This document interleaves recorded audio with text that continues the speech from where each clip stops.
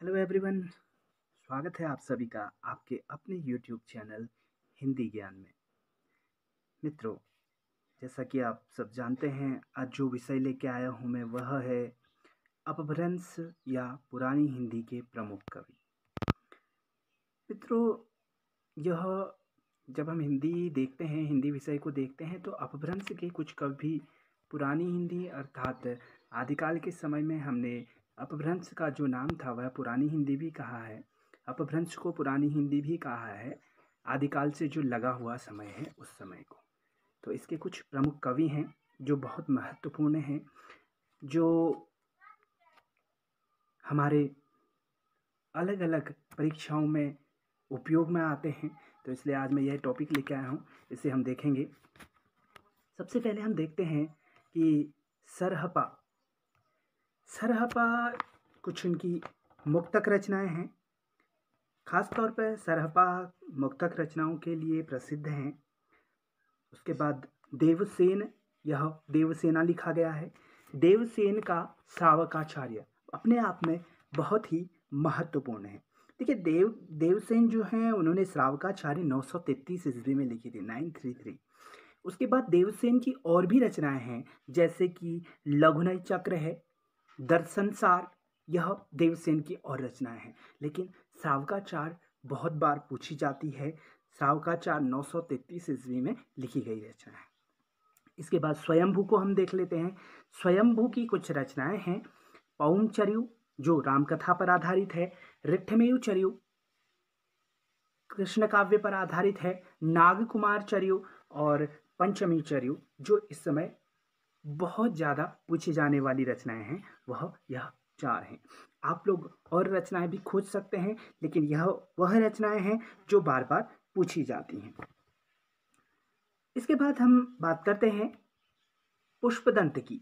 पुष्पदंत की जो रचना है वह महापुराण, सबसे ज़्यादा पूछी जाती है महापुराण, और जसहर चरण, यह 2 रचनाएं हैं जो बहुत ज़्यादा पूछी जाती हैं। अगली रचना है धनपाल की। धनपाल की रचना है भविष्य कथा या फिर भविष्य कहा। ज़्यादातर पुस्तकों में भविष्य कहा लिखा गया है और कहीं पर भविष्य कथा भी लिखा गया है, इसलिए मैंने आपको यह नाम भी यहाँ पर दे दिया है। अगला हम देखेंगे, अगला है अब्दुल रहमान। अब्दुल रहमान की रचना है संदेश रासक। जिनी दत्त सूरी की रचना है उपदेश रसायन रास। जो इंदु की रचना है, जो इंदु की रचना देखिए बहुत बार पूछी जाती है। परमात्मा प्रकाश बहुत बार पूछी जाती है, और योगसार। राम सिंह पाहुण दोहा या फिर पाहुण दोहा, या फिर पाहुण दोहा कहीं पर नाम लिखा हुआ आता है और कहीं पर पाहुण दोहा लिखा हुआ आता है, पाहुण दोहा। ठीक। हेमचंद्र का है शब्दानुशासन या फिर शब्दा अनुशासन। ज्यादातर शब्दानुशासन लिखा हुआ होता है और कहीं कहीं पर शब्दा अनुशासन लिखा हुआ भी। यह एक व्याकरण रचना है, व्याकरण की रचना है। आप लोग ध्यान से देखिए इन रचनाओं को। यह वह रचनाएं हैं जो बार बार एग्जाम में पूछी जाती हैं, चाहे वह एलटी के एग्जाम में हो, चाहे वह सीटेट के एग्जाम में हो, या फिर अन्य किसी भी प्रतियोगी परीक्षाओं में हो। विद्यापति की 2 रचनाएं इधर पे हैं, कीर्तिलता और कीर्ति पताका। 2 रचनाएं हैं, यहाँ पर कॉमा रह गया है। कीर्तिलता और कीर्ति पताका के बारे में बार बार पूछा जाता है, आप इन रचनाओं को भी देख सकते हैं। कुछ रचनाएं और हैं जो यहाँ पर नहीं दी गई हैं, मैं उन्हें रीड कर देता हूँ, बोल देता हूँ, आप लोग उनको ध्यान दें। देखिए, हम लोग बात कर रहे हैं कुछ रचनाओं की, जैसे कि हमने स्वयंभू की रचना पढ़ी, पौंचर्यु, ऋठमेयुचर्यु और स्वयंभू छंद, कुछ ये रचनाएं हैं। और उसके बाद धनपाल की हमने यहाँ पर कोई रचना भविष्य कहा पढ़ रखी है, ठीक है। संदेश रासक अब्दुल रहमान का, और जिन दत्त सूरी एक हैं, वह 12वीं सदी के कवि हैं। उनकी एक रचना है उपदेश रसायन रास, वह भी बहुत महत्वपूर्ण है, आप लोग नोट कर सकते हैं। जिन दत्त सूर्य की रचना है उपदेश रसायन रास, बहुत ही महत्वपूर्ण है। उसके बाद सब्रपा हैं, सब्रपा जिनका है चर्यापद, यह सिद्ध कवि हैं सब्रपा, तो इनकी रचना का नाम है चर्यापद। जो सब्रपा हैं वह जाति के क्षत्रिय थे। उनका जन्म 780 ईस्वी के आसपास हुआ था और उनके गुरु का नाम माना जाता है सरहपा। उनके गुरु का नाम सरहपा माना जाता है। ठीक, तो हमने सरहपा की रचना पढ़ी थी, दोहा कोश, मुक्तक रचनाएं हमने पढ़ा था, और उनकी एक रचना और है दोहा कोश। जो सरहपा हैं वो जाति के ब्राह्मण थे और राहुल सांकृत्यायन के अनुसार उनका जन्म जो है वह 769 ईस्वी में हुआ था, 769 ईस्वी में हुआ था। इनके द्वारा रचित 32 ग्रंथ बताए जाते हैं, 32 ग्रंथ इनके द्वारा बताए जाते हैं। एक कवि और हैं जिनका नाम है डोम्भिपा।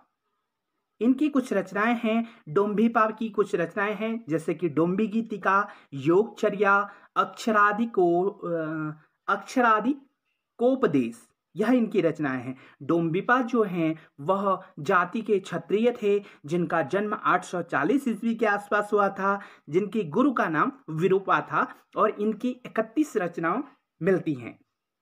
तो यह बहुत महत्वपूर्ण बातें हैं जो ध्यान रखने योग्य हैं। और लुइपा के जो गुरु थे वह सब्रपा थे। और अगर आपको इसके अलावा भी इससे रिलेटेड कोई जानकारी की जरूरत होगी तो आप कमेंट्स कर सकते हैं। एक चीज और था, एक महत्वपूर्ण बिंदु और याद आ गया, जैसे कि सरहपा है, सरहपा का एक नाम और है। तो बार बार क्वेश्चन आता है, देखिए कई बार कई पेपर में क्वेश्चन आ चुका है, मैं आपको बता दूं। क्वेश्चन यह आता है कि किस सिद्ध कवि का एक और नाम सरोज व्रज है। तो जो सरहपा हैं, सरहपा का नाम सरोज व्रज भी है। आप लोग लिख सकते हैं इनका नाम सरोज व्रज, व्रज। तो यह इनका एक नाम और है, सरोज व्रज इनका एक नाम और है। इस बात को ध्यान देंगे। देखिए पुष्पदंत के बारे में मैंने बताया, पुष्पदंत की और भी रचनाएं हैं जैसे कि आदि पुराण, उत्तर पुराण, ये इनकी रचनाएं हैं। और कई बार विद्यापति से प्रश्न पूछे जाते हैं। विद्यापति की मैंने आपको 2 रचनाएं बता दी हैं। विद्यापति के बारे में बहुत सारे प्रश्न पूछे जाते हैं, जैसे कि उनकी कुछ पंक्तियां दे दी जाती हैं और पूछा जाता है कि यह पंक्तियां किस कवि की हैं। तो इसको भी आप लोग ध्यान रखें। एक रचना और है जो मेरे जहन में आ रही है, वह है स्थूलिभद्र रास, जो 1209 में लिखी गई थी, 1209 ईस्वी में लिखी गई थी स्थूलिभद्र रास। आप लोग उसे नोट कर लीजिए, जिसके रचयिता हैं, लेखक हैं जिन धर्मसूरी। उनका नाम है जिन धर्मसूरी। उसके बाद एक रचना और है, कुछ रचनाएं मेरे दिमाग में आ रही हैं लगातार जो बहुत ही महत्वपूर्ण हैं, जैसे कि चंदन बाला रास एक रचना है जो 1200 ईस्वी में लिखी गई है। यह 35 छंदों का एक लघु खंड काव्य है। ध्यान देंगे, चंदन बाला रास जो है वह आसगु द्वारा लिखी गई है। आसगु उनके रचयिता हैं आसगु। आप लोग नोट कर लीजिए। एक महत्वपूर्ण रचना और याद आ रही है जो 1184 ईस्वी में लिखी गई थी, जिसके रचयिता हैं शालिभद्र सूरी और इनकी रचना है भरतेश्वर बाहुबली रास।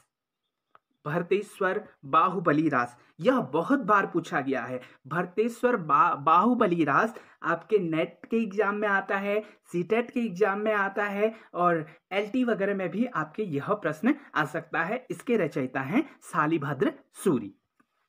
इसके अलावा अगर आपके जहन में कोई प्रश्न आता है तो आप पूछ सकते हैं, जैसे कि प्राकृति के पाणिनि किसे कहते हैं। प्राकृति के जो पाणिनि है वह कौन है। तो प्राकृति के जो पाणिनि है वह जैनाचार्य हेमचंद्र हैं। जैनाचार्य हेमचंद्र, नॉट चंद्र, ठीक, हेमचंद्र हैं। जैनाचार्य हैं हेमचंद्र। तो इस प्रकार से और भी प्रश्न आपके जहन में होंगे, आप लोग पूछ सकते हैं।